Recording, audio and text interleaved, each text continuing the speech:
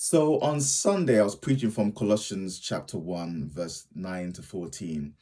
And I was challenging us to think about what makes a church successful or a church healthy, if that's the right word to use.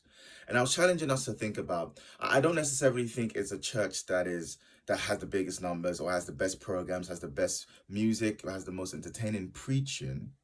But I think what makes a church successful when we look at the early church and their example is a church where people don't stay the same, where people grow into spiritual maturity, where people come as sinners, but they don't stay the same because they encounter Jesus. And we see that when people encounter Jesus, they ultimately change. So we should always be seeking to grow as Christians. And this is one of the prayers that Paul writes about in Colossians chapter 1, verses 9 to 14. He's encouraging this church to seek spiritual maturity because there was so much false teaching going on in our church.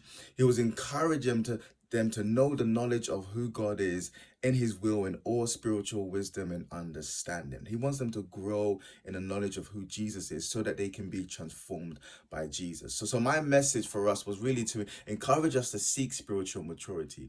God has made us in a way where physically we grow. So even if you sleep all day, you're likely to grow. But there's other things that we need to kind of engage with to help us mature in our character and in our behavior and the way we treat people. So I was just encouraging us to really seek spiritual maturity, to do things that make us more like Jesus. And this could be being around people who are spiritually mature. This could be taking the Bible seriously and following what the Bible says. And we see obviously the words of Jesus in there.